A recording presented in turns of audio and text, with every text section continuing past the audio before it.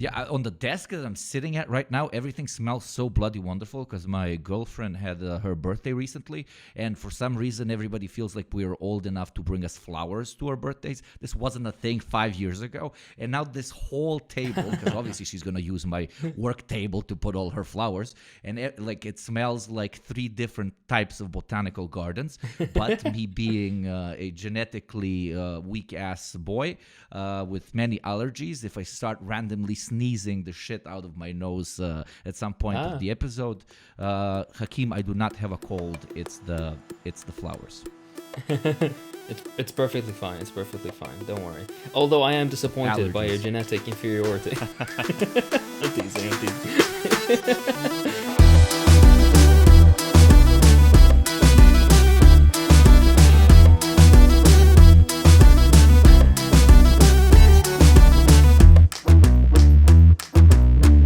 Hello and welcome to yet another episode of the Deprogram. This week we've got a very special guest a lot of you guys probably have heard of, Ben Norton. He's an excellent journalist, editor, and founder over at Multipolarista, and, if I may say so myself, a true through and through anti-imperialist. His work on covering world events while preserving a principled socialist stance speaks for itself. He's been doing it for quite a while now, and his contribution both to socialism and non-corporate journalism is undeniable.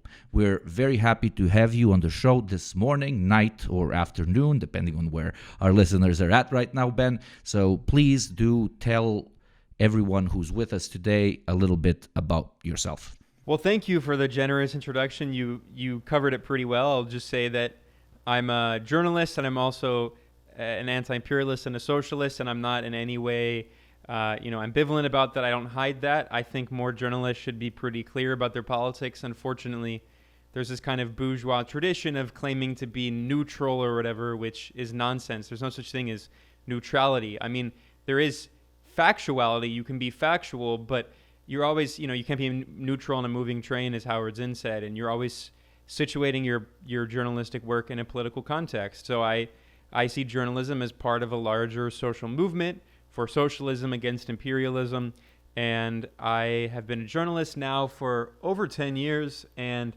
I recently, at the beginning of 2022, I created this new project, this new website, Multipolarista, which is in Spanish and English. A lot of it's in English, but I live in Latin America, so I also do coverage in Spanish, and I try to translate a lot of my articles.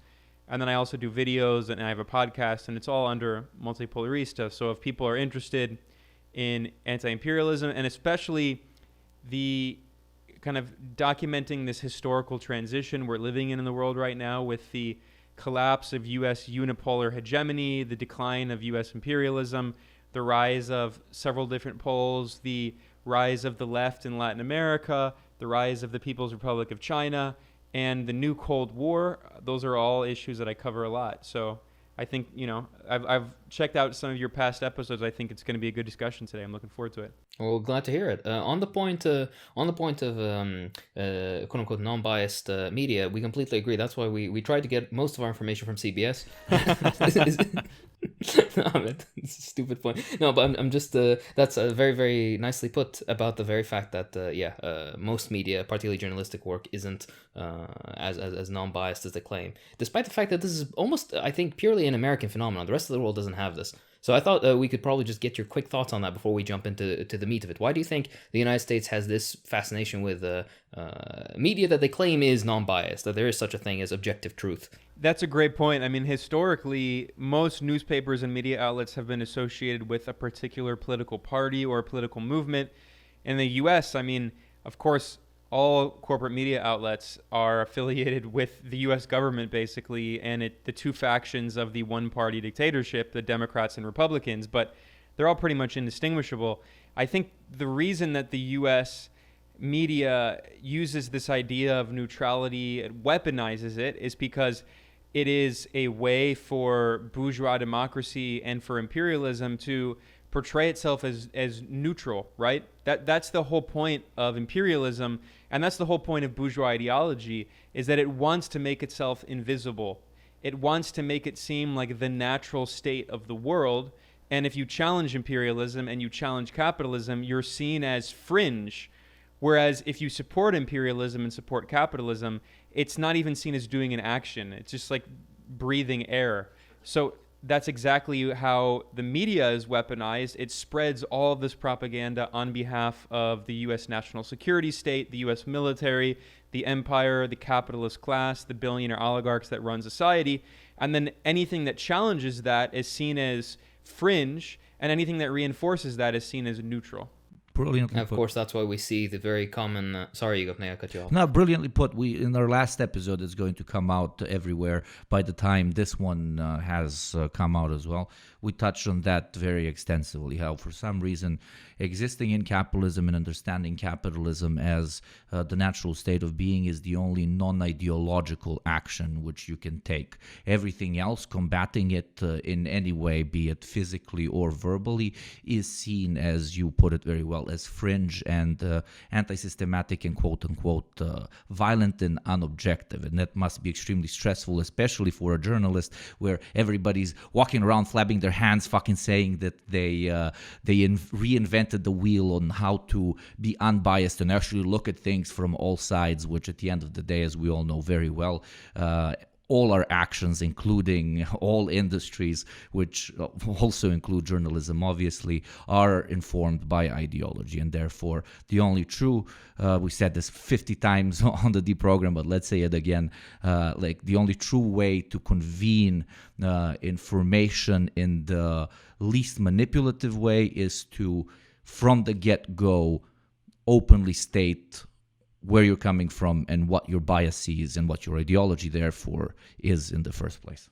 Yeah, for sure. And I think it's really important to keep in mind that this is completely reinforced hegemonically in culture. And this made me think of this slogan that, a lot of people have repeated. It's not really known who said it first, but it's easier to imagine the end of the world than the end of capitalism.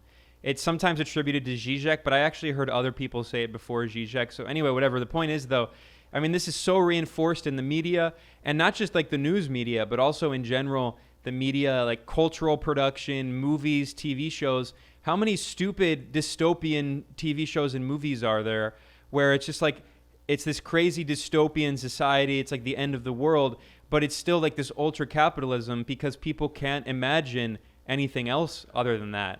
It's completely hegemonically reinforced everywhere, not even just in like the news, but in our culture, in the way we interact with society. And that's why bourgeois democracy is like this dictatorship where you can't break out of this hegemonic ideology. The idea that bourgeois democracy is democratic is absurd when you keep that perspective in mind. Exactly. Very, very apt point, I think, and beautifully put. And this also kind of reinforces two things. I think it was Mark Fisher that said it's easier to imagine the end of the world than the end of capitalism. Yeah, capitalist realism, right? But exactly right, yeah. But also the point with this reinforcement, of course, of imperialist foreign policy, as well as whatever basically the U.S. State Department is currently hoping for. The most interesting I think expression of this on a day-to-day basis is if ever you were to try to send somebody some sort of information, no matter what, no matter how benign of a topic it is. If you were to send them, for example, an article from the New York Times, they won't bat an eye. But if it's going to be from like CGTN or like any other or like Telesur or something else that is basically something they're not familiar with, let alone it being with a specific right or left wing bend, then immediately the alarm bells go off in their head. But when you give them this sort of exposure to other sorts of media with blatant pro-American or pro-capitalist messaging, they don't even sense it. And I think that's very interesting how we're so steep in ideology that at some point people even stop perceiving the fact that they are within ideology. But very, very, very beautifully put, that. Yeah, and when the U.S. is the global hegemon, I mean, still in some ways, although we'll talk about the decline of unipolarity, but especially when it comes to cultural imperialism, the U.S. exports its garbage culture around the world. I mean, there is really good culture in the U.S., to be fair. Like, there's so much music and so many great movies. Jazz, hip hop, rock, metal. Like, there's so much good stuff. But I mean, I'm talking about like garbage Hollywood movies, just dog shit movies.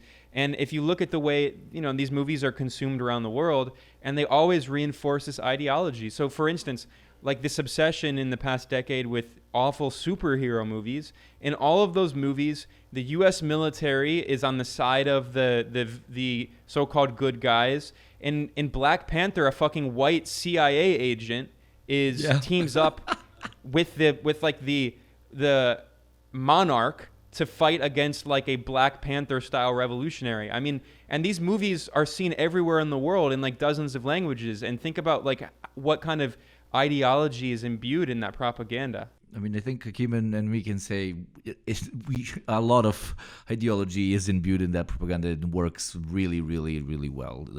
I think Hakim can agree. Even when we felt the boot of Western imperialism, you have a negative outlook towards the state, but you still somehow reproduce the feeling of what word should I use? Of inadequacy as compared to the incredible American lifestyle, which you only know from films usually shot in New York, Chicago, or LA.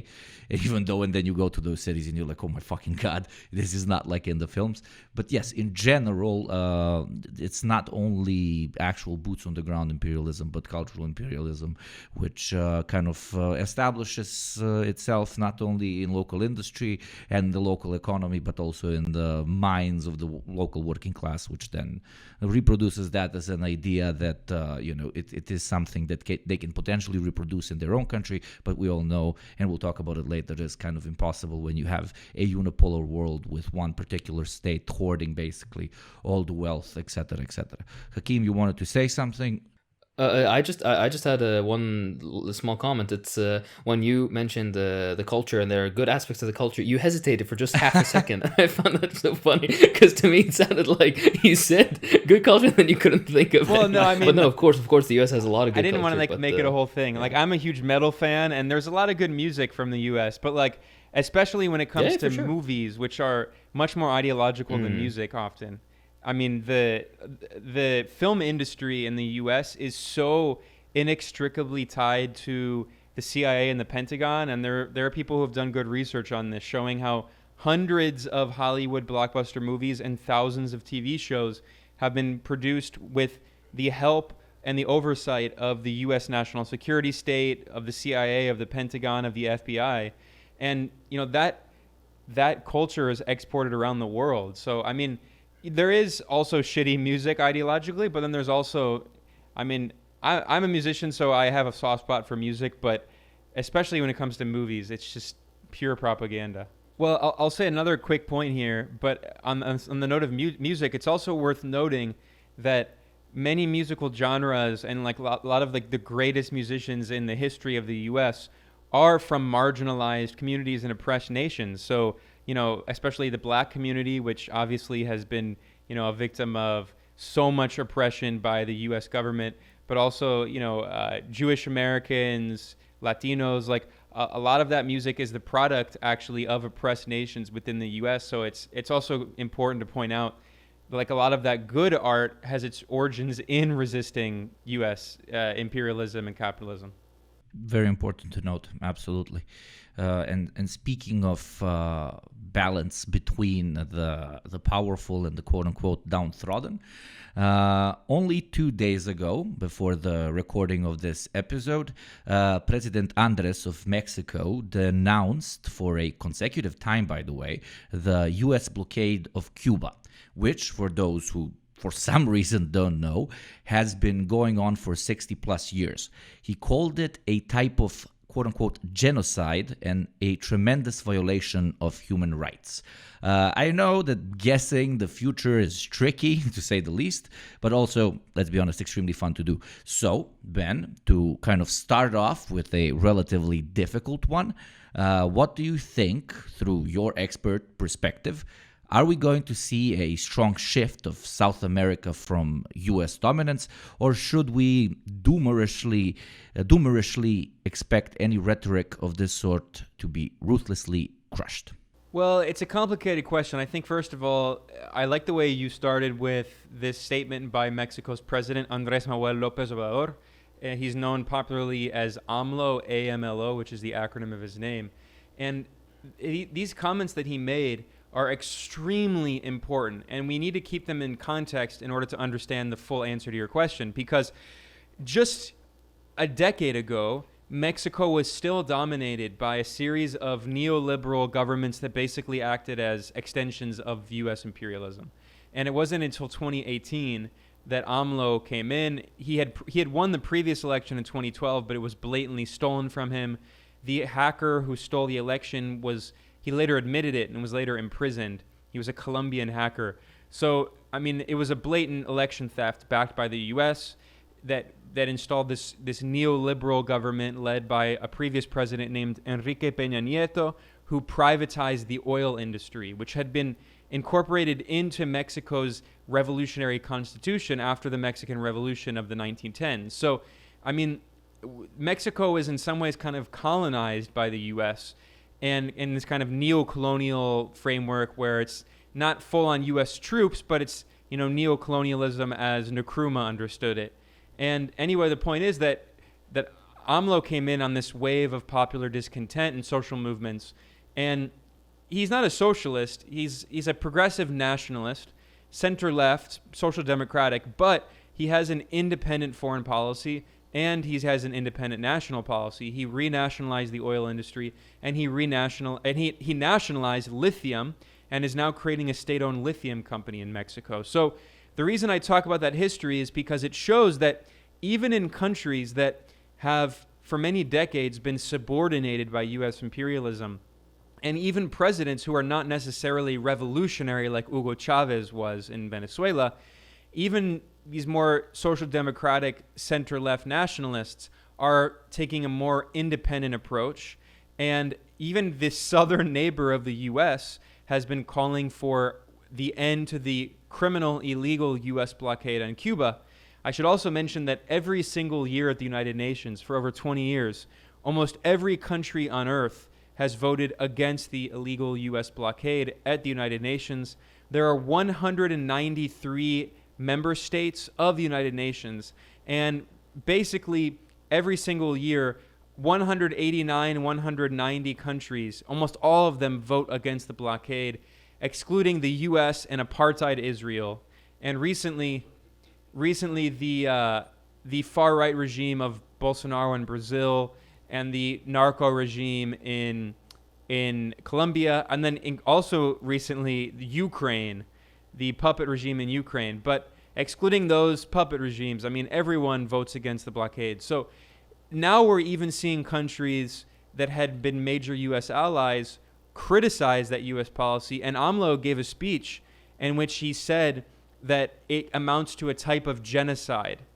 And when AMLO said that, he said that on June 7th, which was during the opening of the U.S. so-called Summit of the Americas, which is another symbol of this decline of U.S. hegemony. The Summit of the Americas, to summarize it very briefly, goes back to 1994. This was after the overthrow of the Soviet Union and the Eastern Bloc. This is after the end of the First Cold War. And the U.S. government declares, the end of history, as that sophist Francis Fukuyama said. Bourgeois democracy, capitalism is the end of history.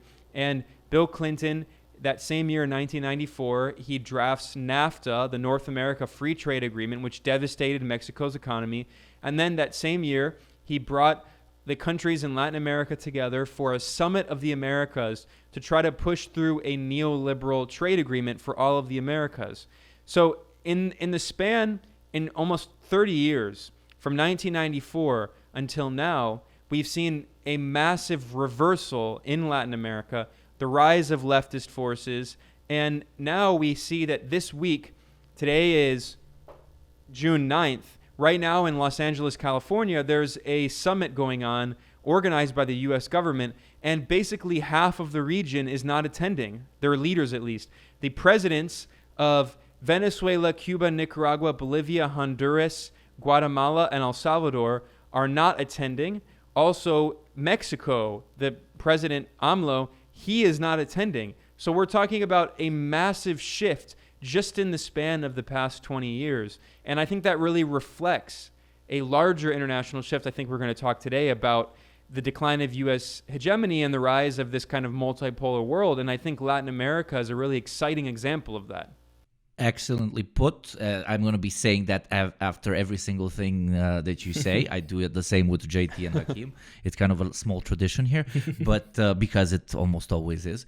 But to me, just the symbolic nature of Mexico, the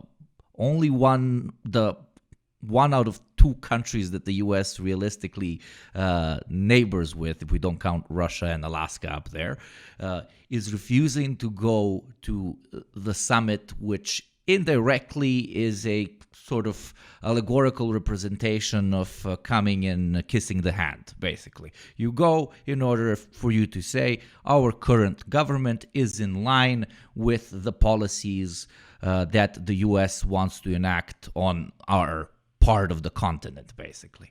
And the neighboring state not doing it is such a powerful message that hopefully rallies other countries that are further south that did go there, because it's kind of showing that the one that is closest to the U.S.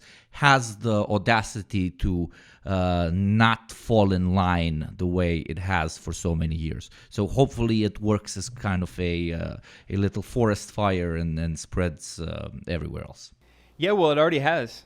I mean, I mentioned, again, just because I want to stress this point, Mexico, Venezuela, Cuba, Nicaragua, Bolivia, El Salvador, Honduras, and Guatemala, their presidents are refusing to attend this U.S. government-organized summit. So the people who are attending are the fascist leader of Brazil, Jair Bolsonaro, the far-right narco dictator of Colombia, Ivan Duque, who stole the election with drug money, and the right-wing millionaire oligarch banker president of Ecuador, along with another interesting example is this new millennial 36-year-old SOCDEM in Chile, who, by the way, used to be an anarchist, and now he's just like a pro-imperialist SOCDEM. So he joined all the right-wing because he hates Cuba, Venezuela, and Nicaragua, and he's trying to get the U.S. to support him. But, I mean, excluding him, it's a bunch of like right-wing authoritarians. And this is what the U.S. claims. These are the countries the U.S. claims are defending the rules-based order, of course, in which the U.S. makes the rules and orders everyone around, as I often say. Ben, you basically answered my next question, but still, let's round it out for our audience, which comes from all parts of the world, and maybe some of them are not as informed on the intricacies of South America to the same level as you are. So could you give us a sort of rundown of which states you believe are seen as hardcore loyalists to U.S. hegemony, and which, outside of the obvious, Bolivia and Venezuela, are slowly starting to back away from Western-oriented policy? So you already kind of answered this question, but tell us which states, even though this is a sort of realpolitik silly way of analyzing whole regions, but still let's do it for the sake of simplicity. Which states do you see in South America as being the ones that are going to, for which it's going to take a lot to be taken out of the self-identity that they are pro-U.S. states? Well, this is an interesting question because we have to analyze it in a few different ways. The political situation, but also the economic situation. I should say that there are these contradictions. We have to understand these things dialectically. For instance, Venezuela, until the U.S. full-on blockade, had exported a lot of its oil to the U.S., and now the U.S. is boycotting all Russian energy, so that's one of the reasons that it's trying to get Venezuelan oil. And basically, the U.S. empire made this calculation that in the short term, the war on Russia is more important than the war in Venezuela, so it's temporarily easing the war in Venezuela to accelerate the war on Russia, although that doesn't mean that it's ending the war in Venezuela. But anyway, the point I'm saying is that even at the height of Hugo Chavez, when he was in power which would be from 1999 until he died in 2013, Venezuela still did a lot of trade with the United States. So it shows that even within this capitalist system, although this is changing, it is a global system, and these countries that have anti-imperialist and socialist governments are still forced on the international stage to operate within a global capitalist market. So another example of this is Nicaragua. Nicaragua has a socialist government led by the Sandinistas and President Daniel Ortega, who is an armed revolutionary, a guerrilla who overthrew a U.S. puppet dictatorship. And they have a very revolutionary foreign policy in support of anti-imperialist movements around the world. They have extremely negative relations with the U.S., basically no relations. And the U.S. has brutal sanctions on Nicaragua. But despite that, Nicaragua still exports some of its top products to the U.S. The top destination for the export of Nicaraguan goods is the United States. So capitalism is complicated, right? But when you look at the political situation in Latin America, obviously Nicaragua, Cuba, and Venezuela are the kind of leaders of the revolutionary socialist movements. The U.S. Government, the Donald Trump administration, specifically his neoconservative national security advisor, John Bolton, who is a war criminal architect of the Iraq War, he dubbed those three countries the so-called troika of tyranny. In reality, they're the troika of resistance. And so that's obvious. But then beyond them, Bolivia also has a socialist government. It was previously led by Evo Morales, but now it's led by Luis Arce. And Bolivia is also part of this economic alliance with Cuba, Venezuela, and Nicaragua, and also with some countries in the Caribbean, which is called the ALBA, which is the Bolivarian Alliance for the peoples of our America. And the ALBA is an extremely important alliance that was created by Hugo Chavez and Fidel Castro in 2004 as a way to get around the region's reliance on the U.S. economy. So that's why I began this answer talking about this analysis of the politics, but also the economics, because Latin America is still economically in many ways subordinated. So this is why we have to have analysis of neocolonialism and understand it and the way Nkrumah meant it, because Nkrumah understood that Uganda, where he was, and other countries in many countries in Africa, obviously South Africa, Zimbabwe, Angola, Algeria. There were all these revolutionary movements that succeeded in overthrowing the colonial regime, but then their economies were still controlled by the former colonizers. In the case of West Africa, a huge part of West Africa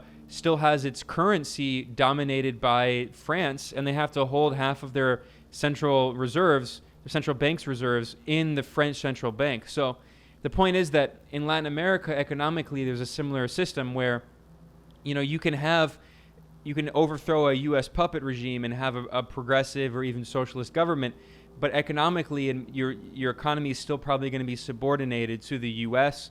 You're going to have to export your goods to U.S. markets. This is a scientific understanding of how imperialism works within the global capitalist system, which is a world system in which countries that, even though they have socialist governments, they're still part of the periphery, and they still export their raw materials to the imperial core, and then the imperial core exports capital and consumer goods to the periphery. So you have to understand that you can have a revolutionary government within that system, but that doesn't mean that you are no longer in the periphery, right? And so anyway, the point is that also in Latin America, to answer your question, Mexico is a great example of this. Mexico's top trading partner is the United States, but Mexico now has a center-left government, progressive government. It could go in different ways, but I think it reflects this kind of history of Mexico's non-aligned role.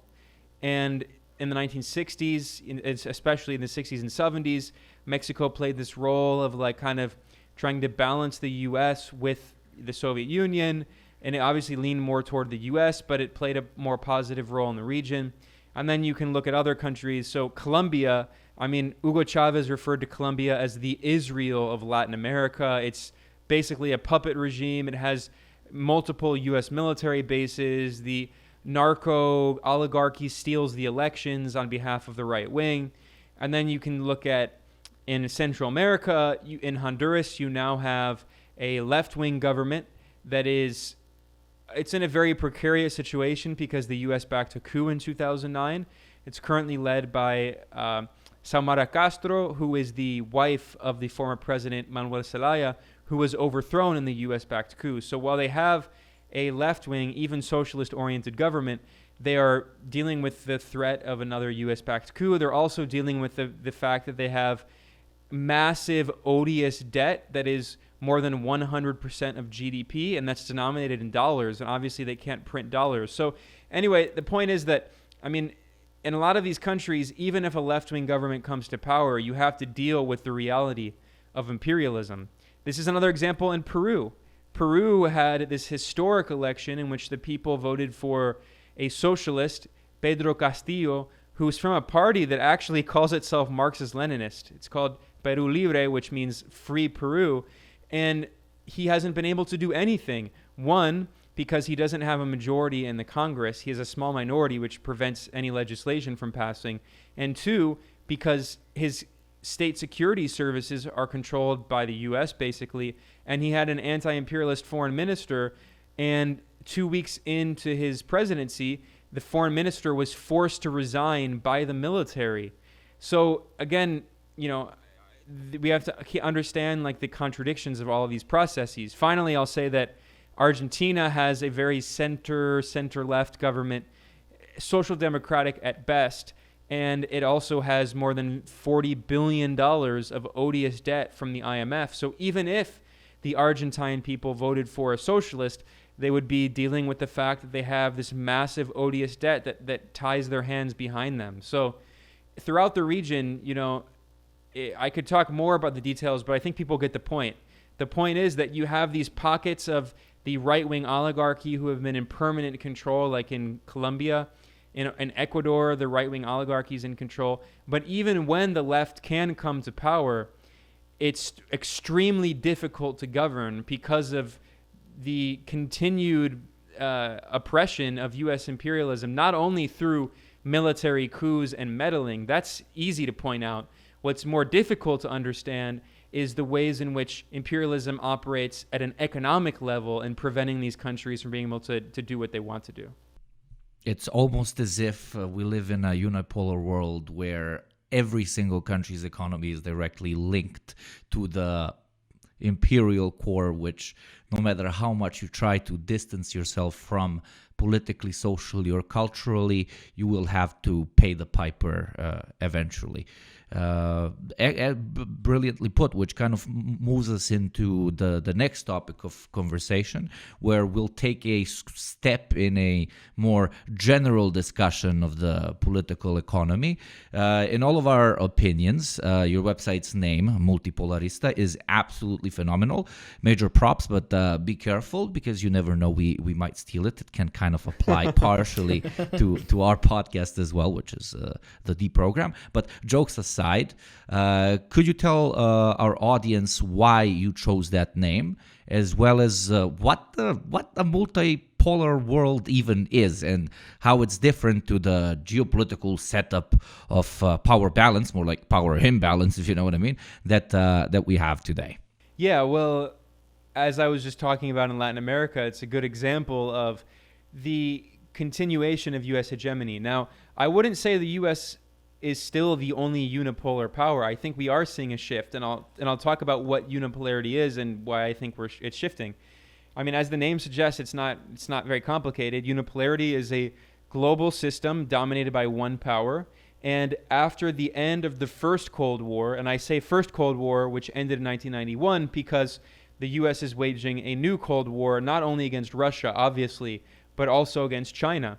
And I'll talk about that in a bit, because it's related to multipolarity. But after the end of the first Cold War, the overthrow of the Soviet Union and the Eastern Bloc, and there were, of course, the series of U.S. regime change wars to overthrow any government in the global south that even had a kind of resource nationalist government, any government that wasn't completely neoliberal. It wasn't even necessarily socialist, but it didn't just have a complete neoliberal regime, and the U.S. would try to overthrow all of those regimes. I mean, Saddam Hussein in Iraq is a good example of that. Certainly not a socialist, but had significant state control of the economy, of the natural resources, of the oil.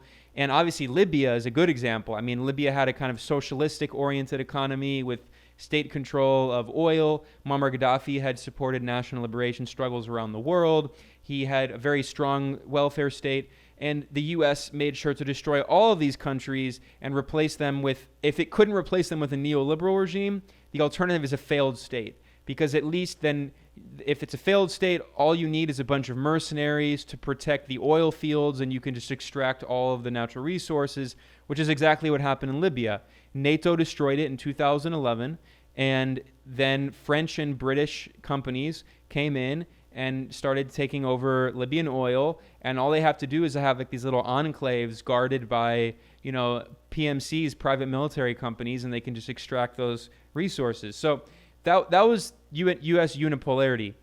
And what's happened in the past 10 years, really, I would go back really 10 years, because the war in Libya, I think, was a watershed moment, because in 2011, this is before Xi Jinping was president in China, and this is before Putin had become president again in Russia. At that point, it was Medvedev. And in 2011, at the UN Security Council, Russia under Medvedev and China, they did not veto the no-fly zone in Libya, which is what gave NATO the fig leaf of legitimacy to wage the regime change war to destroy the Libyan state. And that was a really eye-opening moment for both Russia and China. Xi Jinping comes in 2013. Putin comes back as president in Russia, partially because of that disaster, and in Libya. And then, of course, we have 2014, which is another massive watershed moment, which is the U.S.-backed coup in Ukraine, led by far-right elements. I mean, this is an objective historical fact. We have this leaked recording of the top U.S. diplomat, Victoria Nuland, in which she handpicks who the prime minister of Ukraine would be after the coup, and it's Yatsenyuk. She calls him Yats, and she says, Yats is our guy. Artsenya Yatsenyuk was this complete neoliberal, Western-backed puppet. He became prime minister. And then, of course, you had the billionaire oligarch Petro Poroshenko. So in response to that, Russia annexes Crimea. There's a democratic referendum, and the majority of people in Crimea vote to become part of the Russian Federation. And then the U.S. and European Union start imposing sanctions on Russia. So I think those two events, followed by the war in Syria and Russia's intervention in the war in Syria to prevent state collapse, those were the beginning of the rise of this multipolar order and the decline of U.S. unipolarity. Because in the 1990s, the U.S. waged all of these wars, the Gulf War, the wars that destroyed Yugoslavia. I mean, the U.S. NATO bombed China's embassy, and China couldn't do anything. By accident. Yeah, and then, of course, there were the two Chechen wars, and in the second Chechen war, the U.S. obviously was supporting these Chechen extremists who were trying to have independence, and all these neocons in Washington had like these think tanks supporting the Chechens, including, by the way, John Bolton. So, I mean, Russia wasn't able to Russia was barely existing as a state. It was completely colonized by the West in the 1990s. Boris Yeltsin was an alcoholic U.S. puppet, and Russia was able to get back on its feet. And then China began increasingly, as it developed its economy and developed the productive forces, it began exerting more pressure and pushing a more independent foreign policy. And especially with the rise of Xi Jinping, the Communist Party of China turns back toward the left. It has a more anti-imperialist foreign policy. And really, since those events, U.S. unipolarity has checks. It's no longer just the U.S. doing anything that it wants around the world. In Syria, the U.S. couldn't collapse the state because of Russia, but also because of Iran, also because of the Lebanese resistance led by Hezbollah, and also because of Iraq, which is another interesting example. The role of the Iraqi PMFs, the private military forces that are part of the Iraqi state as well, that played a key role in defeating these Western-backed Salafi jihadi Contras. So those are all moments that represent a decline in that U.S. unipolarity. So I think that, we've seen this rise of this kind of multipolar order, but the U.S., in an attempt to try to prevent the rise of any other power, as Brzezinski, the former U.S. National Security Advisor and imperial strategist, as he put in 1997 in his book, The Grand Chessboard, he said the U.S. must do anything it can to prevent the rise of a near-peer strategic competitor in Eurasia. And now there are not just one, there are two, the People's Republic of China and the Russian Federation and their allies. So the U.S. responds to that to prevent the rise of a multipolar order that could prevent U.S. unipolarity from ever coming back.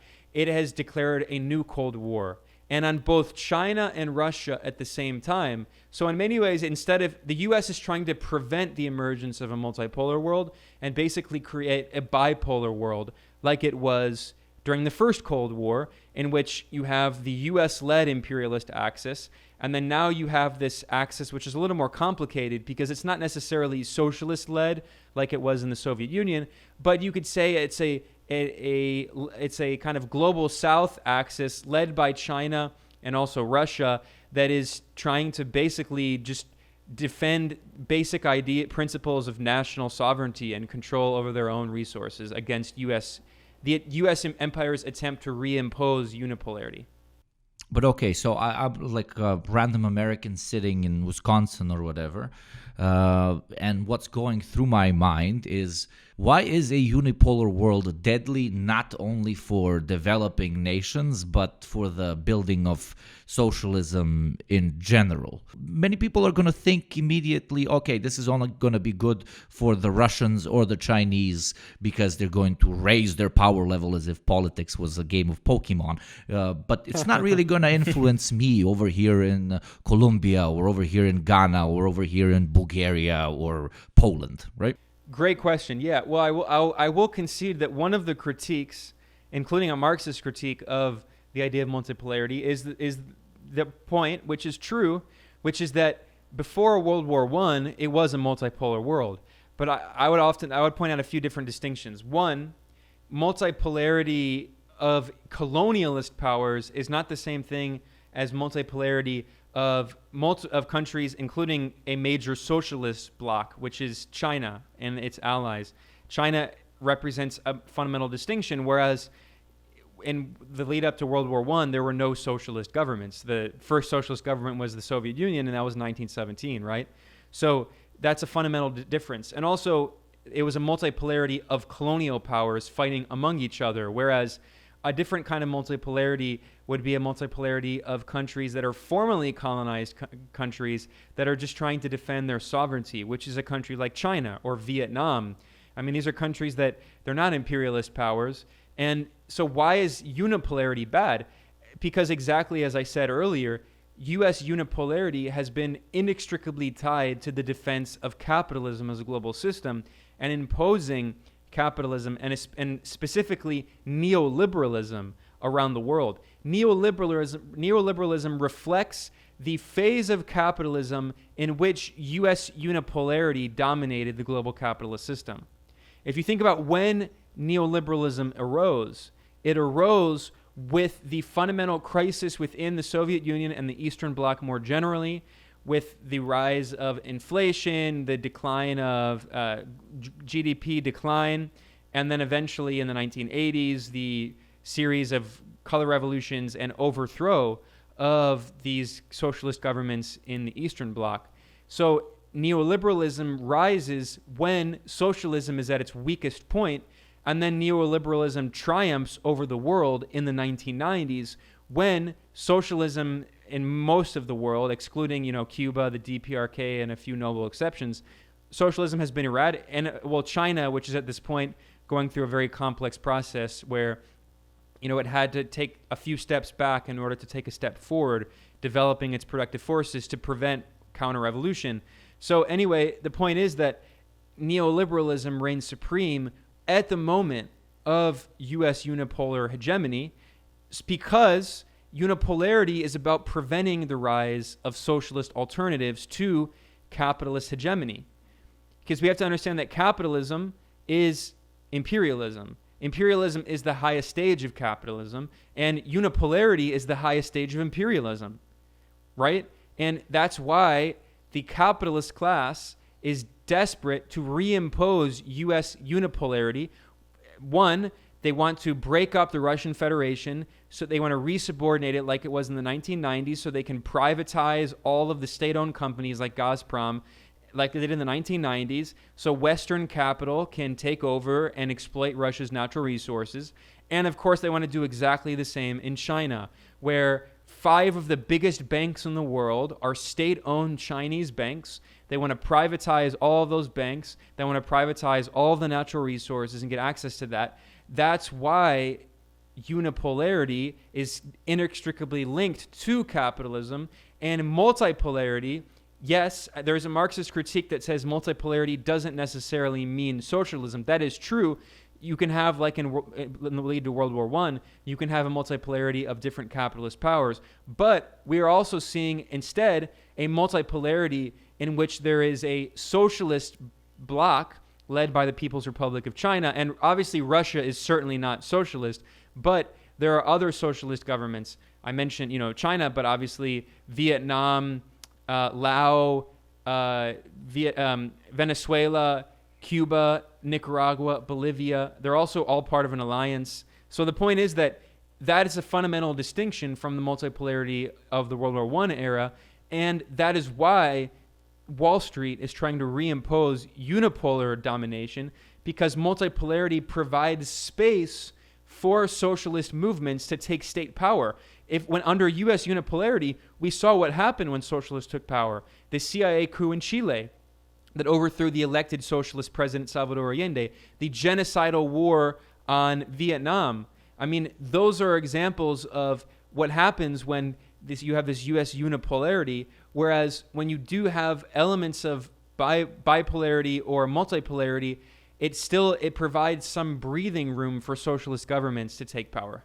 Not only this, but I'd like to also add a little point to that excellent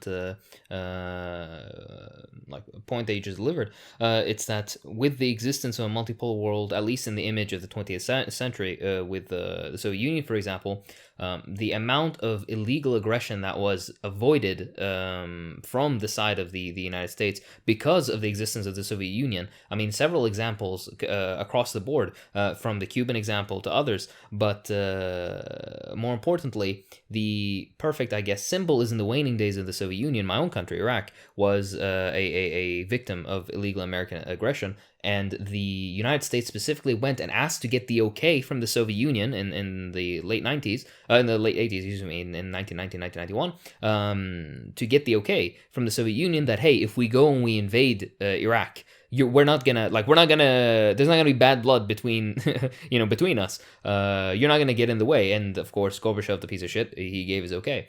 Also, an interesting, I think, side note is you see this liberal current, I would call it, because we're primarily we deliver to a leftist audience for the most part. But there's a liberal current, particularly in the United States, but just generally over the West, which has this, I would say, irrational fear of multipolarity, specifically of Chinese multipolarity. The very fact that there is this rising Eastern Oriental power, or whatever other racist epithets you'd want to use to describe them.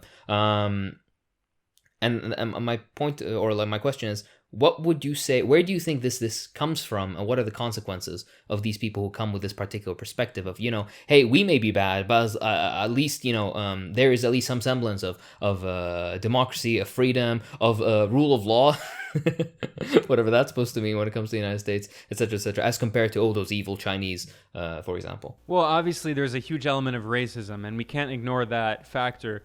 Going back to the yellow peril and all of this nonsense. I mean, the anti-Chinese racism in the U.S. that's coming back is not new. It goes back to the Chinese Exclusion Act. I mean, there's a history of that, and it's partially related to the colonial subjugation of China. For 100 years, China was subordinated by colonial powers. Mao's analysis in 1949, before 1949, before the revolution triumphed in 49, was that China is partially colonial, partially feudal, and partially capitalist. And there were multiple European powers controlling parts of China. Obviously, Hong Kong is a good example of that.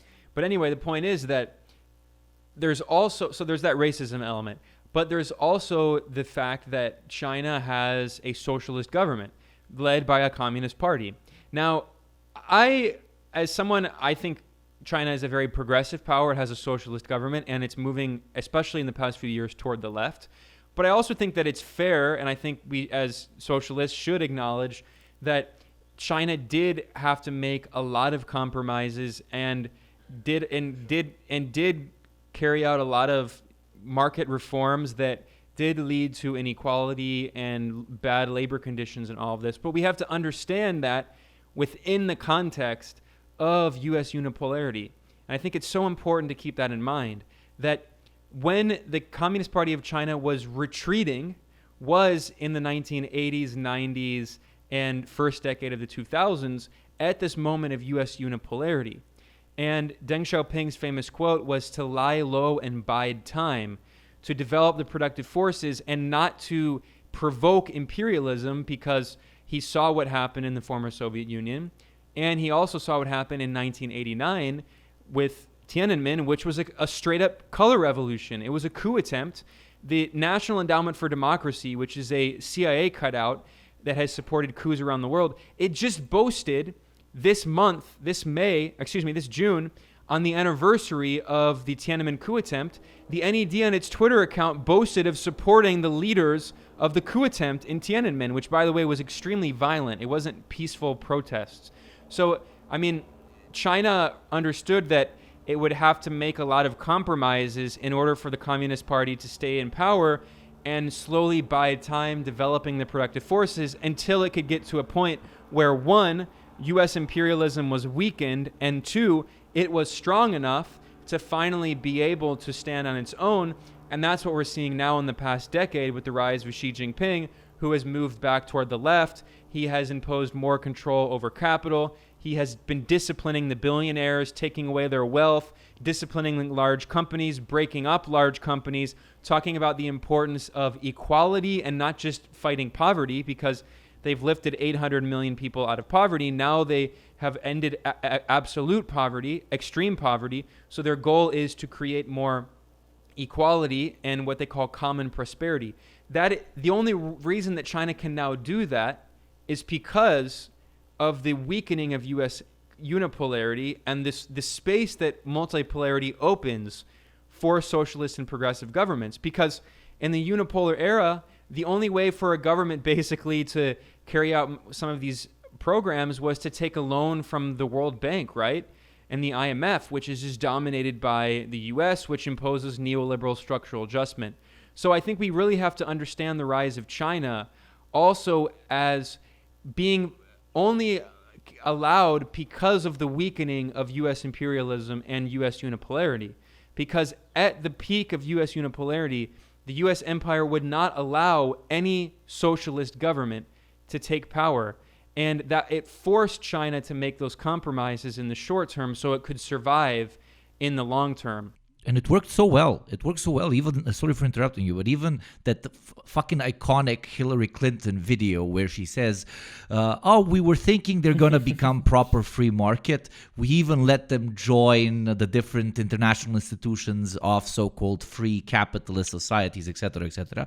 But they kind of fucked us up the ass because they are today a partially state-run economy. And her losing her mind in that one specific interview is just exactly a show of how strategically it was, to an extent, depending on who you ask, but in my opinion, how it was a strategically necessary choice to make in a now unipolar world, because they knew that unless they make said reforms, they would go the same way the Soviet Union felt. Sorry for interrupting you. Please continue. Yeah, well, what's interesting is this. It's very similar to the historic debate in the Soviet Union of socialism in one country. And what's interesting about that debate, there's a few things. One, first of all, there's a lot of Trotskyites who talk about, permanent revolution and all this stuff. And they always thought that, they're just Western chauvinists who thought that you can't have socialism unless it happens in the imperial core. Obviously, that aspect of orthodox Marxism was proven wrong. I mean, excluding Russia, which had an empire, although it was a very weak empire, Every other socialist revolution has been in periphery in the global south. So I think that was one of the few things that the orthodox Marxists were wrong about in the 19th century. But that's another point. But anyway, the point is that, first of all, the Soviet Union was not socialism in one country. There were 15 republics in the Soviet Union. And then you also throw in the Warsaw Pact countries in the Eastern Bloc. We're talking about 20-some countries with socialist governments. So it was not socialism in one country, but they created a system that allowed their economic model to work within that economic bloc. But, when you're a country under siege, I mean, there's so much racist, there's so many racist stereotypes about the DPRK, but one of the reasons that its developmental model has been like that is because it's been under siege since the 1950s, basically. So, I mean, a lot of people in the world, all due respect to the Korean people who have bravely resisted imperialism, but, it's very difficult, and a lot of people don't want to recreate that model because they see how difficult it is. That's what socialism under siege is like. So you have to be able to have a multipolar world, or at least a bipolar world, in order to develop the opportunities to have socialism not under siege. And that's why the non-aligned movement was only possible because of the existence of another pole, which was the Soviet-led socialist pole. The non-aligned movement, it's called non-aligned because they non-aligned between the US-led pole and the Soviet-led pole. So that was an attempt at a kind of multipolarity that wouldn't have been possible under US unipolarity, obviously. Of course, now I could just add one more thing to that. The beauty of that aspect, particularly of a multipolarity, of which one of the poles, let's say, was a socialist power, is the fact that if you were a revolutionary group, party, whatever, what have you, you could stand to receive diplomatic support, military support, funding, even. Exactly, even in the capacity of arms, if you so needed it. That is the example of almost every Latin American and African revolutionary and movement. Asian. Not one did not receive at least diplomatic recognition, if not outright funding from either China or the Soviet Union. This is, of course, waned a bit in the 21st century, particularly with China's current non-interference policy. But who knows, that might stand to change over the next couple of decades. But also, that's a nice aspect of unipolarity. You can play, in a perfect example is, for example, Yugoslavia. You can play the two different poles, the two great powers, or more great powers, against each other for your own benefit, so that you can get the most that you can possibly can. With the perfect example, of course, being yeah, exactly, Tito and Yugopnik's favorite example of the space program, the Yugoslav space program. So that's another very interesting aspect of multipolarity. And of course, again, this is a point that I think is missed with a lot of Western people, particularly Western leftists, because they have never experienced it firsthand. But multipolarity, for the most part, is a great barrier against war and wars of aggression in particular. And this is something we really need to emphasize, because if you are caught in the middle between these two powers, for the most part, you're not going to be subjected to the same levels of aggression that you would otherwise. Because, for example, even at the UN, if there are directives or resolutions to be voted on, then there would be one bloc that supports one side, another bloc that would support another side. There would be a possibility for vetoing military action in at certain levels. So from every point, either from you being an organization and getting support, to the highest levels of a quote-unquote human organization, that being the UN, supposedly, by the way, there is room to wiggle, to maneuver. Unlike now, where, not so much now, but for example, 20 years ago, if it wasn't the State Department line, it's a bullet you're getting. So that's an incredibly important point to re-emphasize as well. And that's, of course, keeping in mind that there is a Marxist critique of multipolarity, as Ben so beautifully put.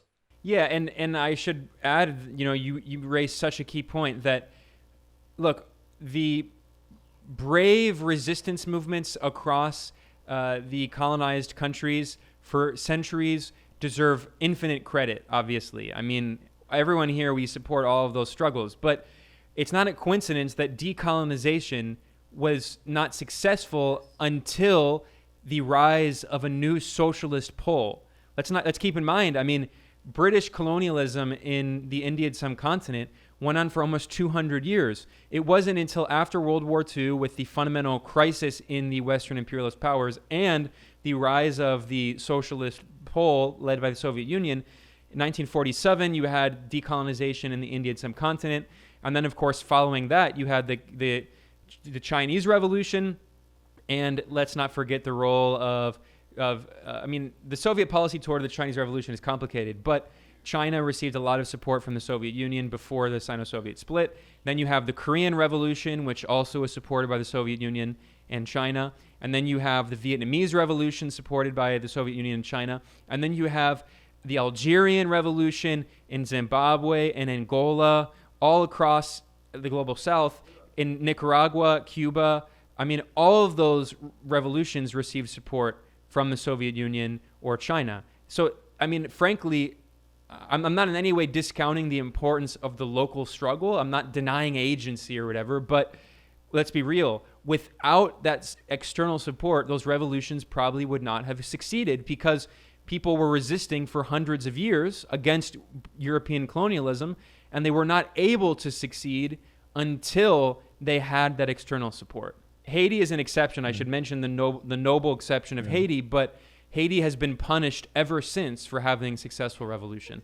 Yeah. Not a day goes by without them trying to remind them that, hey, you revolted, you killed a bunch of slavers, so now, yeah.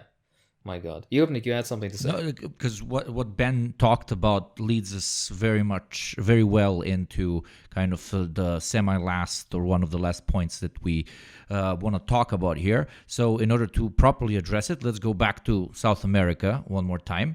The relatively recent successful overthrow of the overthrowers in Bolivia was marked by all stripes of socialists all over the world as a great success. No denying that. But the question is, why was it a success, and what can we learn from it? What do I mean by this? So a lot of our comrades are particularly Western-centric, so no matter how much they try not to be, they end up explaining away the counter-insurgency success story as a simple show of how the U.S. foreign policy apparatus is slowly failing to live up to its Cold War glory days. In my opinion, that's true, but almost completely ignores the incredibly powerful working class resistance movement that Bolivia managed to muster against local reactionary traders. But what do you think? You kind of touched a bit on it when talking about the local agency and so on. What do you think? Is South America waking up in some sort of glorious left-wing fervor, or are they just getting in a few lucky shots in because the CIA ain't what it used to be, or is it a combination, a sweet, optimistic combination? Please say it's the a second combination one. of Yes. all of those things and more. I mean, in the case of Bolivia, we have to understand its particular material conditions, its particular historical context. The idea, this SACDEM nonsense, the idea that Bolivia defeated the U.S.-backed far-right coup regime at the ballot box is too simplistic. Yes, that was part of it, but we should keep in mind that there were massive mobilizations, especially by the organized working class in Bolivia, which is extremely well organized. There are large labor unions, and there are entire trade union federations that paralyzed the country 3 times. So what happened? I mean, I've been to Bolivia. I was there under the coup regime toward the end and during the 2020 election, and it was terrifying. I was personally threatened by name by the fascist interior minister, Arturo Murillo, who's now fortunately in prison. So anyway, what happened in November 2019, there was the coup backed by the US and the OAS against Evo Morales, the elected president. And there was the rise of this unelected so-called interim president, this dictator, Janine Áñez. And what happened is the regime had the support of the military and the police, because Evo Morales came from a peasant background, from organizing among the coca farmers in Cochabamba, which is the indigenous majority region, which is very agricultural. And in the big cities, the military and police, which are not indigenous largely, they have like a lot of racist views. There was a lot of racism against the indigenous people. And Evo was never able to get really control within the state security services.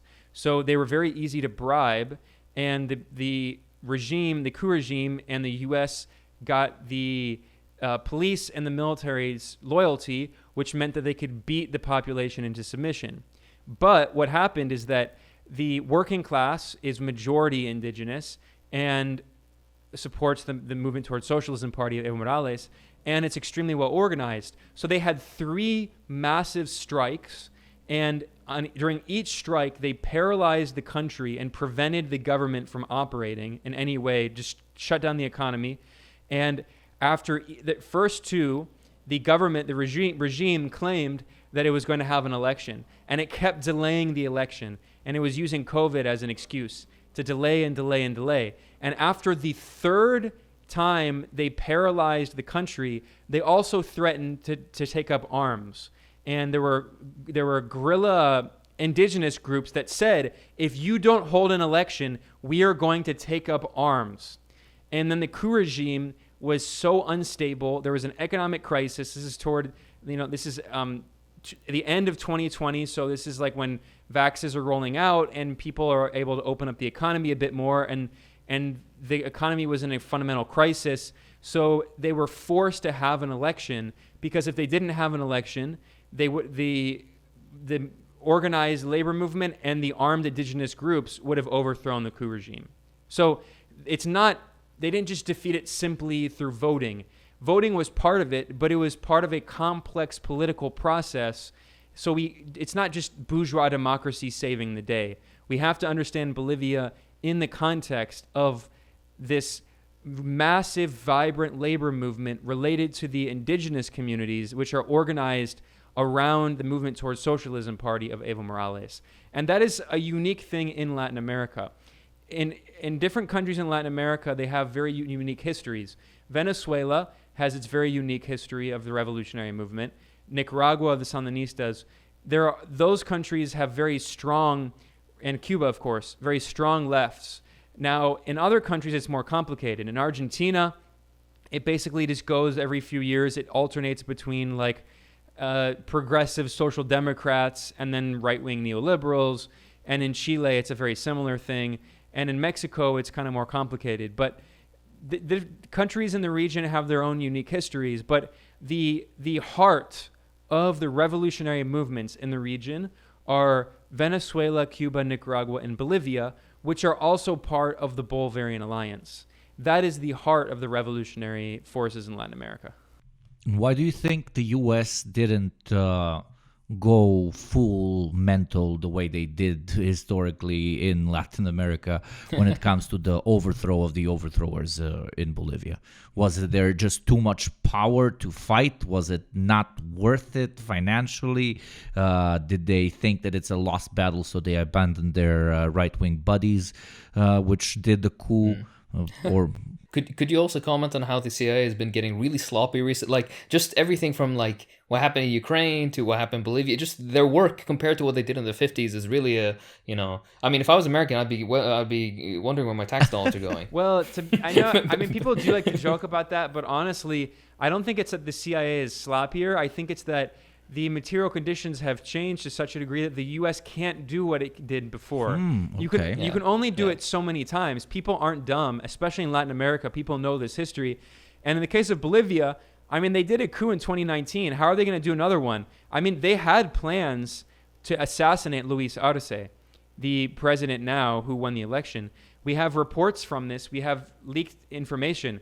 There were U.S. government plans backed by the U.S. to use these mercenaries, but you have to think about the amount of capital that you need to launch a coup, especially in a country like Bolivia, where it was against the majority of the population. It was only like certain elites within the military and police, and then a lot of those people fled. They fled when the socialists came back to power. And then the movement towards socialism party, they like reformed the military and like changed the command of the military. So, I mean, it's easier said than done, right? You can only do however many coups in the span of a few years. In Venezuela, they've tried coups nonstop since Hugo Chavez died in 2013. And going back to 2002, they had a briefly successful coup. I mean, it's not that they're sloppy necessarily. It's that the people are better organized and they've studied that history, and also that the conditions have changed and these societies are not as tightly controlled by these military elites like they were in the 1960s and 70s. And of course, they also have the support of China and Russia. I should say that in Venezuela, the organized socialist movement is very powerful. And of course, I'm not in any way downplaying how important that is in defending the revolution. But being realistic, if it were not specifically for Russia's military support, Trump had repeatedly talked, we now know from Mark Esper, who is the U.S. Defense Secretary and also former vice president of Raytheon, the weapons corporation. Mark Esper said in his book, his memoir, that Donald Trump on 2 occasions wanted to invade Venezuela, but one of the reasons they were not able to was because Russia had made military signs. Russia sent war planes to Venezuela, and Russia deployed troops to Venezuela in 2019, which was clearly a sign to the U.S. saying, if you even think about invading, we will militarily intervene on behalf of Venezuela. So there's also that changed factor, whereas obviously in the 1990s, Russia would never for a millisecond even think about something like that.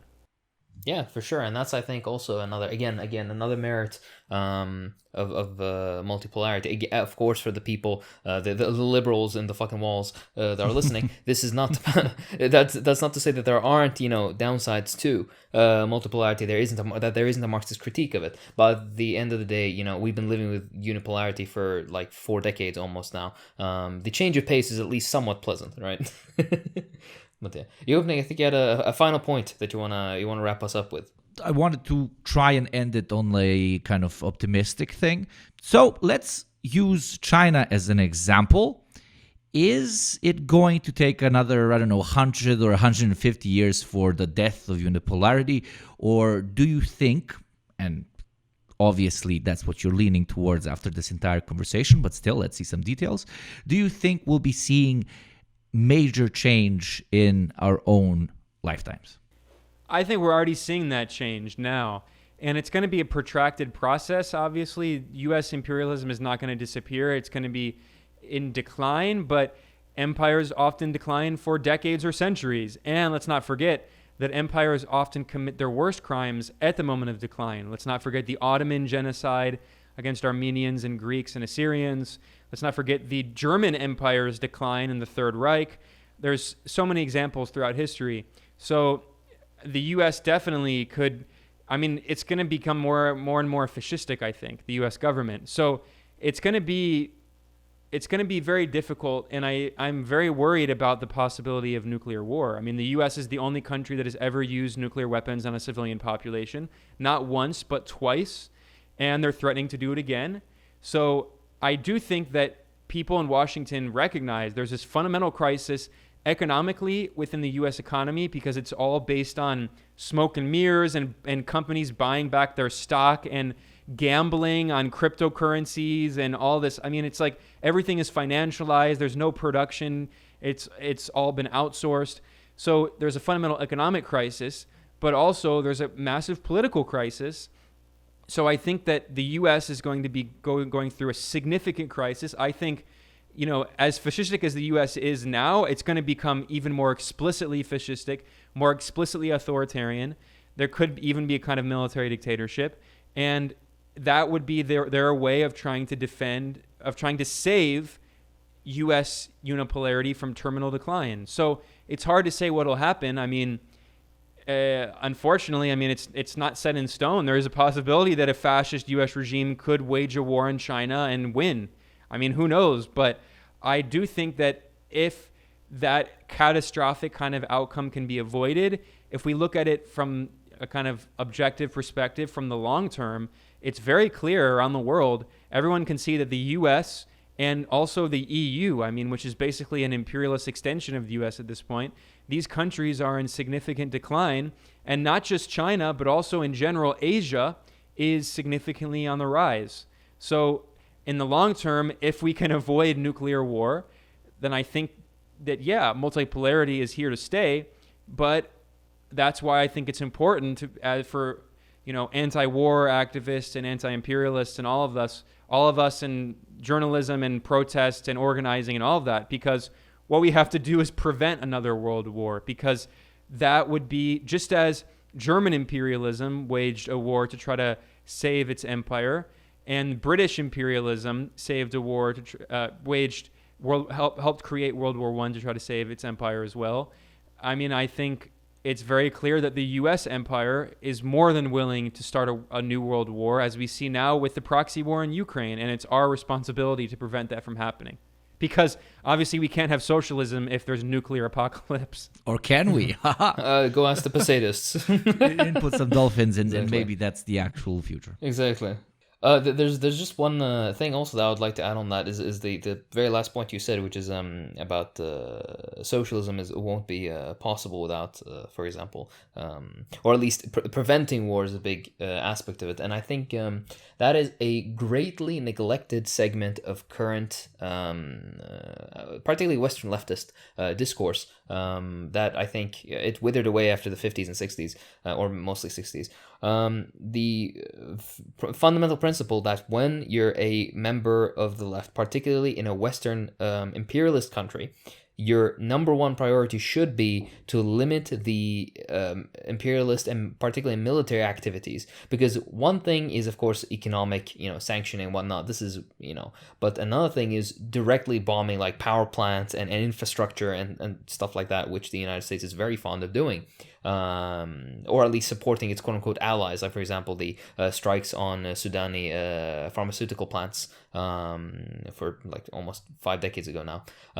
This sort of thing is fundamentally far more damaging to both aspiring socialist movements as well as fledgling socialist movements that have conquered power bar still building themselves up. The fundamental, I think, pressure against imperialist activity, particularly military activity of an imperialist country, should come within their own population, and particularly the leftist segment of that population. And I think the greatest, tragedy of this is the anti-war segment, particularly of all chapters of leftist groupings in the United States, particularly like the ones that are Democrat adjacent, DSA and whatnot. This particular aspect of being anti-war has been more or less neglected. Of course, they are, in word, they're anti-war, but I mean, concrete protests and things that would actually impact the nation on the level of, for example, the anti-war Vietnamese protests. This has kind of ceased to exist. Even with the Iraq War, there was a big movement that fizzled out very quickly and had basically no influence on the American aggression on my country, for the most part. With a perfect agreement and a splash of optimism, we wrap up today's, in my opinion, extremely informative, awesome episode. Ben, please take this moment to plug whatever you're currently doing, whatever website, etc. All the links of everything that you mentioned and more will be available in the description on whichever platform you're listening or watching this from. So Ben, please take it away. Thank you. No, it's been a pleasure being here. Your show is awesome, so it's good to meet you, comrades, and hang out, at least digitally. If people want to check out my work, they can go to multipolarista.com, and if they want to support my work, and I have a podcast, it's the Multipolarista podcast, and videos on YouTube and stuff, and Rumble and Rockfin and Odyssey. They can just look up Multipolarista, and I'm on Patreon at patreon.com/multipolarista. It should be pretty easy to find. And then, of course, they can just find me on Twitter at Benjamin Norton. So thanks. Yeah, it was fun.